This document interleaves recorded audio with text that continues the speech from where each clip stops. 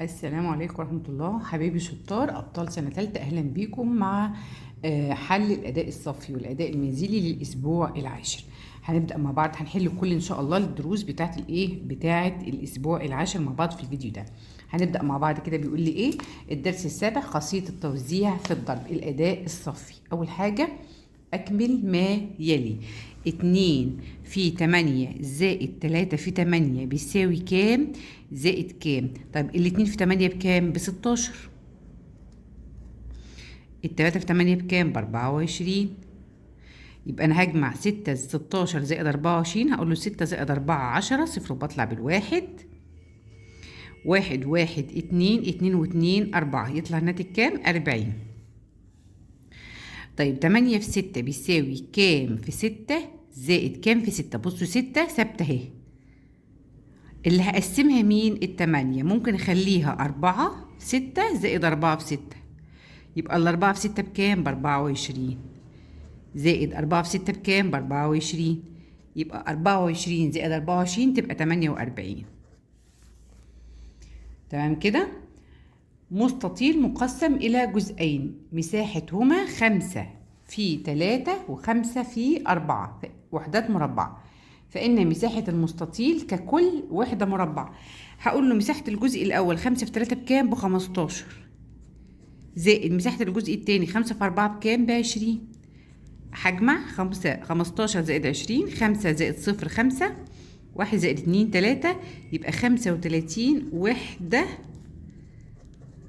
مربع. دي مساحة المستطيل ككل. النشاط التاني بيقول لي حديقة زهور على شكل مستطيل مقسم إلى جزئين. الجزء الأول أبعاده 4 أمتار و7 أمتار. أبعاده يعني إيه أبعاده يا ميس؟ يعني طوله وعرضه. الجزء التاني أبعاده 4 أمتار و2 متر. احسب مساحة الحديقة باستخدام خاصية التوزيع. مساحة الحديقة كلها هتساوي مساحة الجزء الأول يا شطار اللي هي 4 في 7، زائد مساحة الجزء التاني اللي هي 4 في 2. تمام. هاجي هنا هعمل ايه؟ دي 4 ودي 4، هاخدها 4 واحدة اهي واقول له فيه وافتح قوس، وهجمع 7 زائد 2، اقول له بيساوي 4 في 7 زائد 2 كام؟ 9، يعني بيساوي 36 وحدة مربع. لا هو مش وحدة مربعة بقى، متر مربع. خلاص، لان هنا الابعاد عندي بالامتار، يبقى ايه؟ متر مربع. طيب نشاط رقم 3. مسرح مدرسة مستطيل الشكل، طوله 11 متر وعرضه 6 أمتار. قسم خالد الطول إلى 10 زائد 1، اللي 11 دي قسمناها 10 زائد 1 متر، ليساعده في إيجاد مساحة المسرح. استخدم طريقته لحساب مساحة المسرح. طيب مساحة المسرح بتساوي أهو الطول اللي هو 11 اللي احنا قسمناه 10 زائد 1 في 6،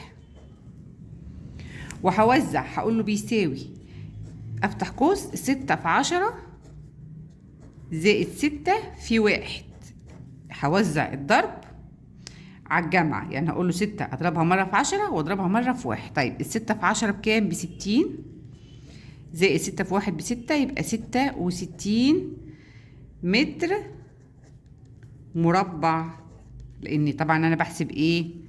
المساحة. طيب ده الأداء الصفي. الأداء المنزلي أجب عما يأتي. استخدم خاصية التوزيع لإيجاد ناتج ما يلي. 9 في 7 هنا ممكن أقسم 9 وممكن أقسم 7، براحتك قسم اللي أنت عاوزه. 9 دي أنا ممكن أقسمها ل 7 زائد 2 وأضربها في 7، وأرجع أقسم أوزع الضرب على الجمع، هقول له 7 في 7 زائد 7 في 2، واقول له بيساوي 7 في 7 ب49 زائد 7 في 2 ب14. هجمع 49 زائد 14، 9 و4 13، 3 وبطلع بالواحد، 1 و4 5، 5 و1 6، يبقى 63. طيب حد تاني ممكن يقسم السبعة، ممكن يخلي 7 5 و2 برضه هيطلع الناتج 63. فاحنا ممكن نوزع براحتنا، نقسم براحتنا. الستة في 8، انا ممكن اخلي التمانية ده اهي 6 زائد 2، يبقى اقول له 6 في اهي، خليها برضه 8 اسفة 6 لان هي 8 هتبقى 6 زائد 2، وهوزع 6 في 6 زائد 6 في 2. وخد بالك ينفع نقسم بأي طريقة تعجبك، قسم العدد بالطريقة اللي تعجبك أو بالطريقة الأسهل بالنسبة لك. فأقول له 6 في 6 بكام؟ 6 في 6 ب36 زائد 6 في 2 بكام؟ ب12. 6 زائد 2 8، 3 زائد 1 4، يطلع الناتج 48. طيب السؤال رقم 3 بيقول لي مستطيل طوله 10 متر وعرضه 7 متر، أوجد مساحته. مساحة المستطيل بيساوي إيه؟ هحلها لك تحت هنا أهو أهي. مساحة المستطيل بيساوي الطول في الإيه يا شطار؟ الطول في العرض.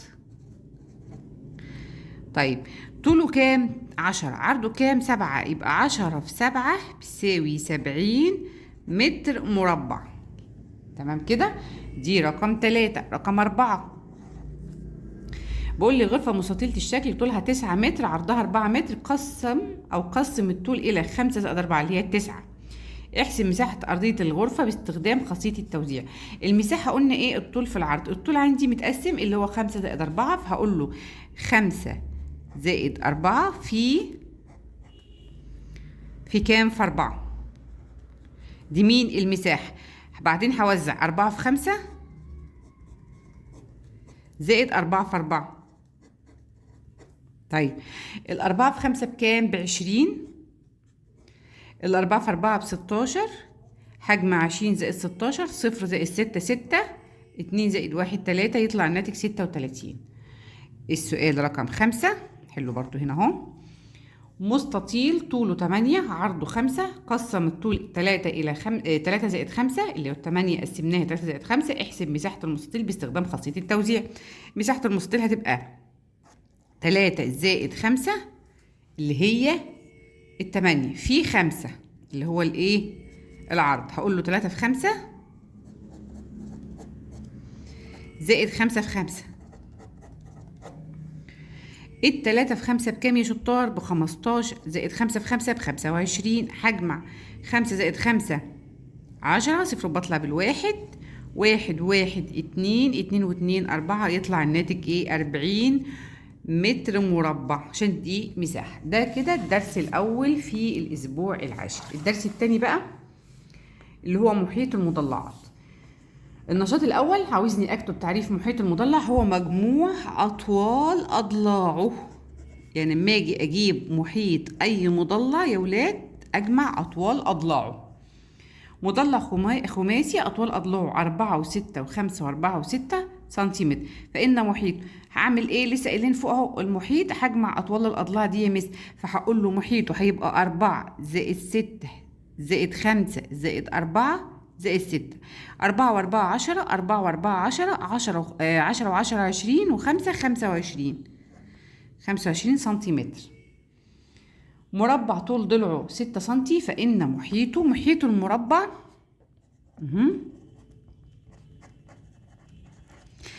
ليه قانون خلينا نكون عارفينه، اللي هو ايه؟ طول الضلع في 4. يبقى أنا لما أضرب طول الضلع اللي هو 6 في 4 هجيب محيط المربع. يبقى 6 في 4 بكام؟ 6 في 4 بيساوي 24 سنتيمتر. يبقى المحيط هنا كام؟ 24 سنتيمتر. النشاط الثاني يريد سامي وضع السياج حول حديقة مستطيلة. وضع السياج دي يعني عاوزين نجيب مين؟ نجيب المحيط.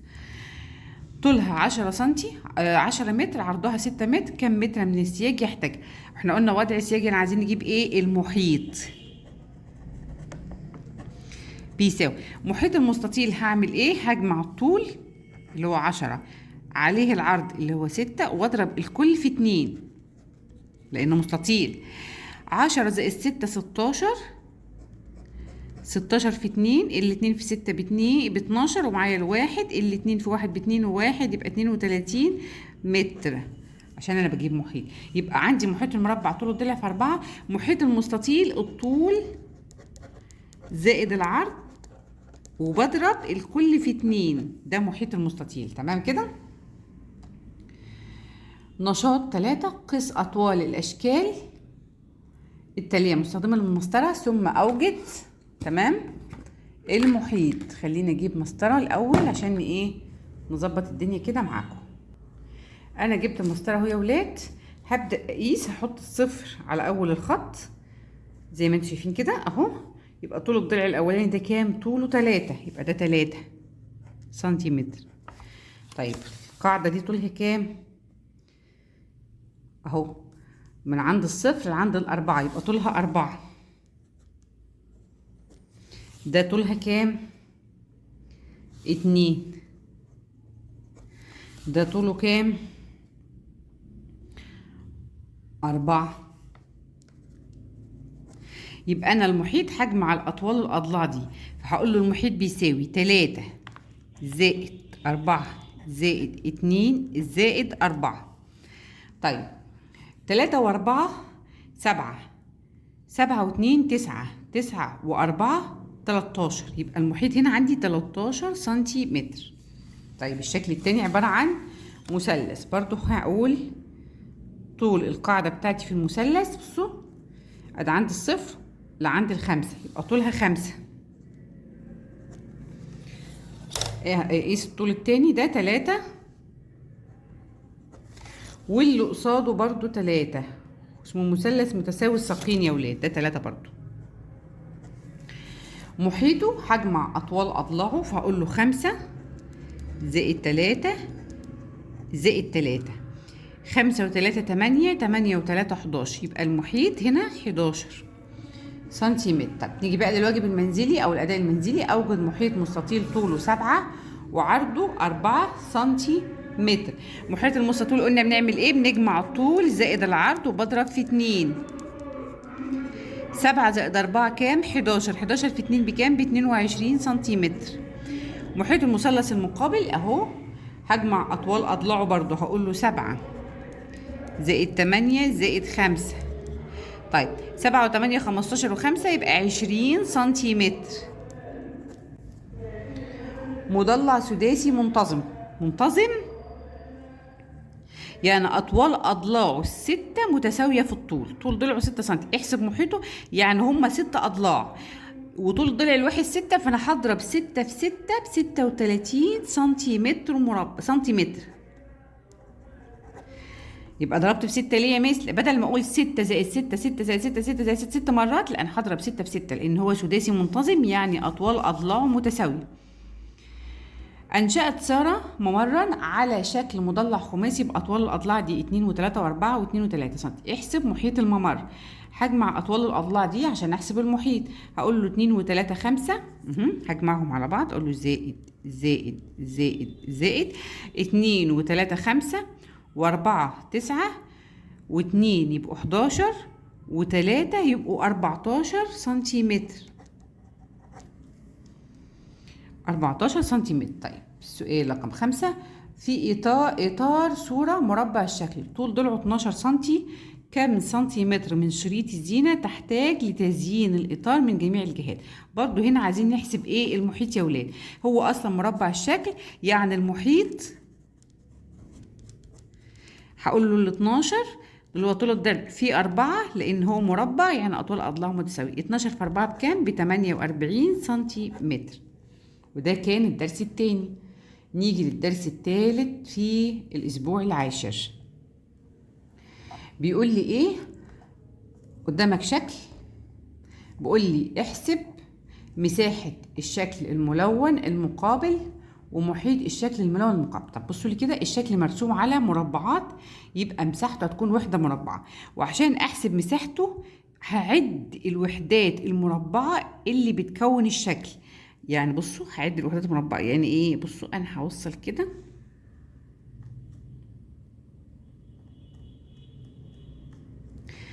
اهو عشان اعرف اعد الوحدات المربعة اللي بتكون لي الشكل.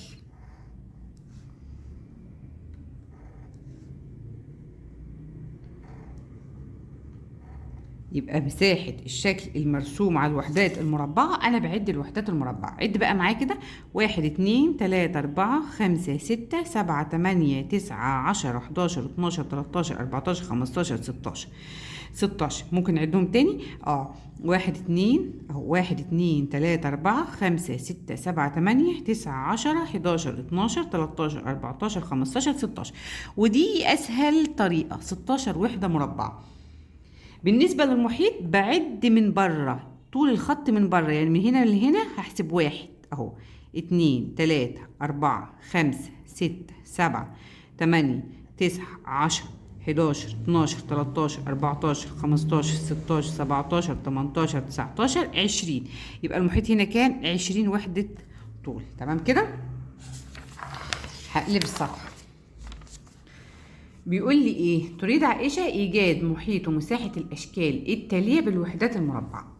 المحيط هحسب طوله وهحسب عرضه كام وحدة مربعة، بدل ما اقعد اعد. الطريقة التانية بقى، يعني احنا هنا استخدمنا طريقة العد عشان كان الشكل بتاعي بسيط. طيب هنا بدل ما اقعد اعد المربعات دي كلها، لا، انا هحسب الطول والعرض. الطول كام مربع والعرض كام مربع. طب عد معايا كده: 1 2 3 4 5 وده 1 2 3 4. يبقى المحيط هقول له المحيط بيساوي 5 زائد 4 وبضرب في 2.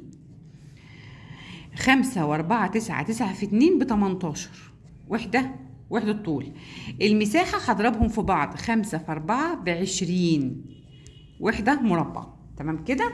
نفس الكلام هعمله في الشكل التاني. هعد الطول: 1 2 3 4 5 6 7 وحدات أو 7 مربعات. 1 2 3 4.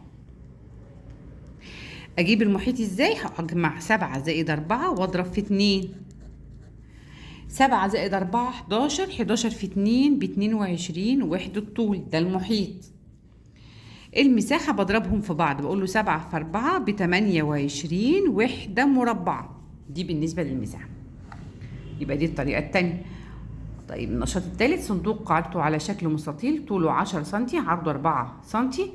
ما مساحة قاعدته وما محيطها. يعني مساحة المستطيل،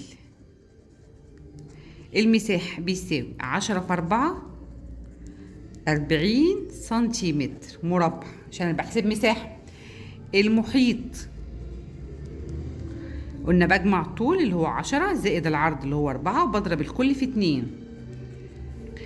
10 و4 14 في 2 ب28 سنتيمتر، عشان ده محيط بس. الأداء المنزلي: مستطيل مكون من 4 أعمدة و5 صفوف مربعة الشكل، فما مساحته؟ بضرب 4 في 5 ب20 وحدة مربعة، عشان دي ايه؟ مساحة. يريد البستاني عمل سياج دي على طول اعرف ان هنجيب الايه؟ المحيط. خلاص. لحديقة على شكل مستطيل ابعاده 7 و5، فما طول السياج؟ طول السياج هنا هقول له اللي هو المحيط، هجمع الطول زائد العرض وبضرب في 2. 7 زائد 5 كام؟ 7 زائد 5 12 في 2 ب24 متر بس، لان ده محيط. خلاص يا ولاد. يبقى على طول اول ما يقول لك فما طول السياج يبقى عاوز يجيب الايه؟ المحيط. رقم 3: مربع طول ضلعه 6 وحدات طول ومستطيل طوله 9 وحدات طول وعرضه 4 وحدات طول. اي منهما مساحته اكبر؟ مساحة المربع